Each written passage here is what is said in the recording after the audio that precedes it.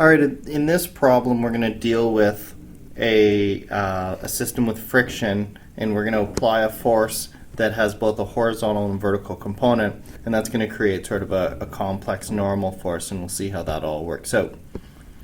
A crate, 5 kilograms, is being pulled across the floor by a rope. The rope is inclined at 25 degrees above the horizontal with a force of 50 newtons. The crate is accelerating at 2.4 meters per second squared. What force would be applied to the rope at the same angle to pull the crate with a constant velocity? We're going to do this problem in 2 stages. We're going to use the information in the initial stage to come up with the coefficient of friction between the crate and the ground. And then using that coefficient of friction, we will go back and try and determine what force we should apply to the rope in order to create constant velocity. So step number 1. Using our current state to determine the coefficient of friction. So we're accelerating at 2.4 meters per second squared. I'll just to the right, it doesn't make any difference what direction it is. So we can use that to determine the net force. F net equals ma, which will be 5 kilograms times an acceleration of 2.4 meters per second squared. So that's 12 newtons. Now that's being caused by a 50 newton force that is angled at 25 degrees above the horizontal. I don't want to put that on in components because it's going to make my free body diagram get confusing in a hurry. So what I'm going to do is I'm just going to take it over here, 25 degrees, and I'm going to use the fact that it's 50 newtons, and then I'm going to come up with the components, and then I'll put the components of that force on instead of the force itself. So 50 sine 25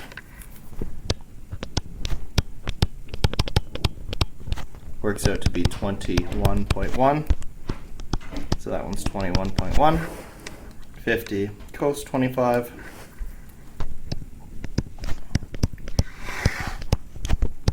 equals 45 newtons.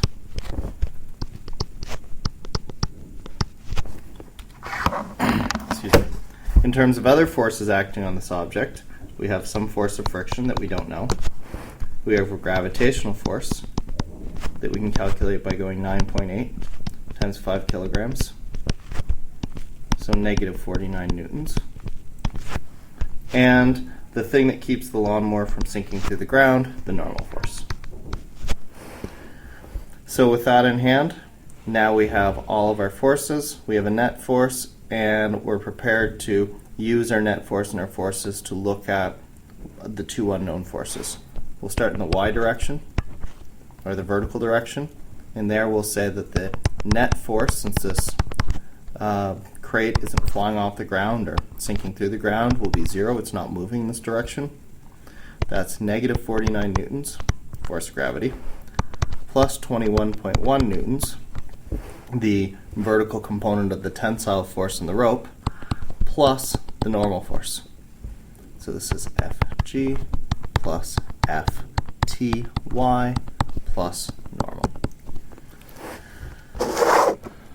So moving the 49 and 21.1 over to the other side, I get that my normal force here is going to be 27.9 newtons. Now looking in the x direction, I know that my net force causing that acceleration of 2.4 meters per second squared is 12 newtons, and that is resulting from an applied force from the rope, the force of tension in the x direction, and the force of friction. So 12 newtons equals 45 newtons plus the force of friction. And so the force of friction here is negative 33 newtons. So I have a force of friction and a normal force. I can go ahead and use that to find my coefficient of friction.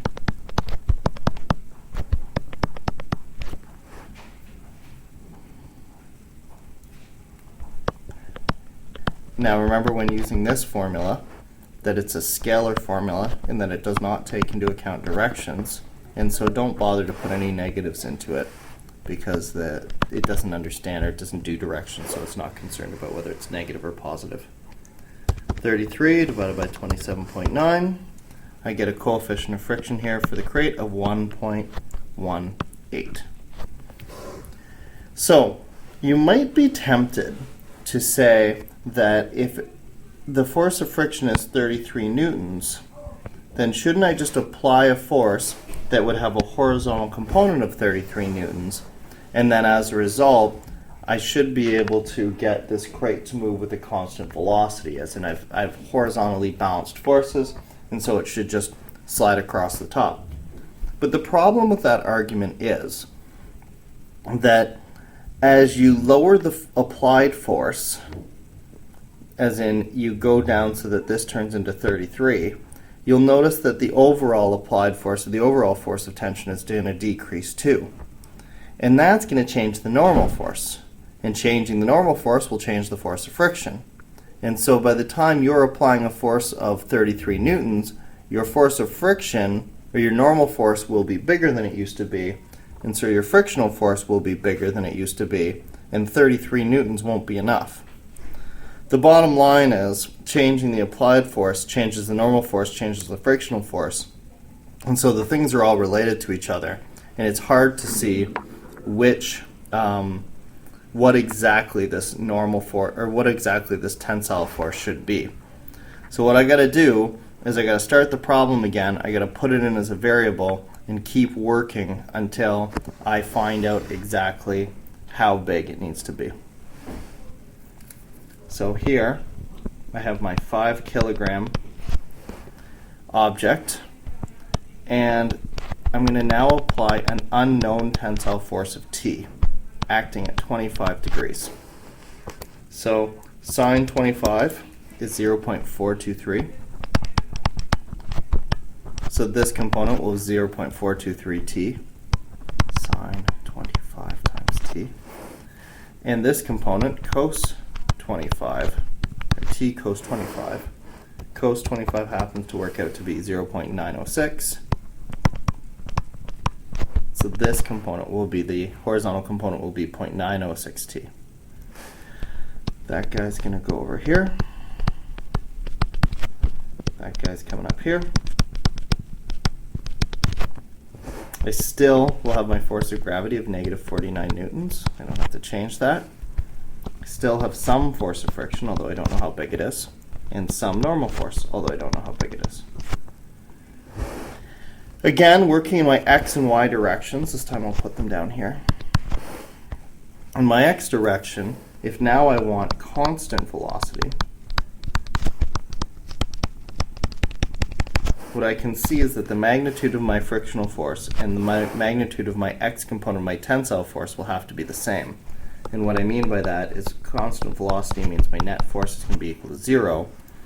So my force of friction is going to be plus my 0.906 T, or my horizontal component of my tensile force, are going to have to add to 0. So my force of friction is going to be equal to negative 0.906 T. So that's good. We have an expression at least for our force of friction. Now to get an expression for our normal force, what we're going to recognize is that since this object is not moving up or down, net force must be 0 in that direction. So here I'm going to have my force of gravity, my normal force, and my force of tension in the y direction. So 0 is going to be negative 49 plus my normal force plus 0.423 T. So my normal force is going to be equal to that 49 newtons less whatever gets taken up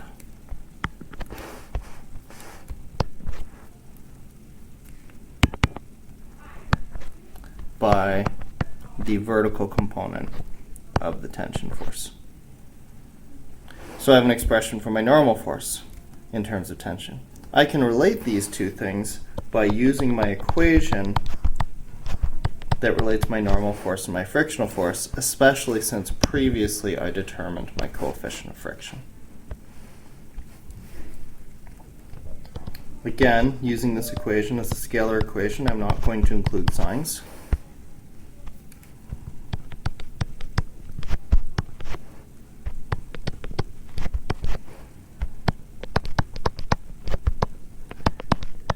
What I've done here by using this equation is I've come up with one equation that relates those two components of T, and so I've come up with an equation that tells me, or that is solvable for my tensile force applied.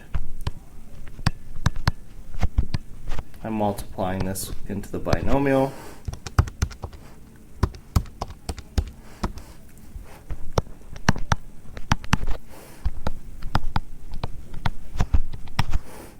Now bringing the 0.5 over with the 0.906 to collect like terms, I get 1.406 T.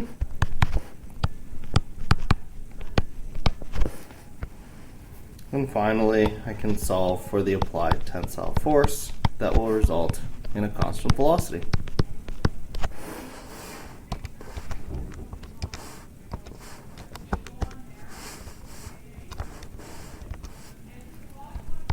My tensile force will be equal to 41 newtons. So if I apply a force of 41 newtons, the vertical component will lower the normal force in such a way that the frictional force and the horizontal component of that force will balance each other and allow this crate to continue at a constant velocity. So one more time, I used the initial acceleration and all of the forces to come up with the coefficient of friction, come up with the normal force and the force of friction as a result, the coefficient of friction. Then using the coefficient of friction, I used all the forces to make sure they were balanced in both directions to get me my constant velocity, coming up with an expression for the force of friction and the normal force in terms of the applied force. And then finally I was able to put those both back into the force of friction formula to come up with one equation that was solvable for the applied force.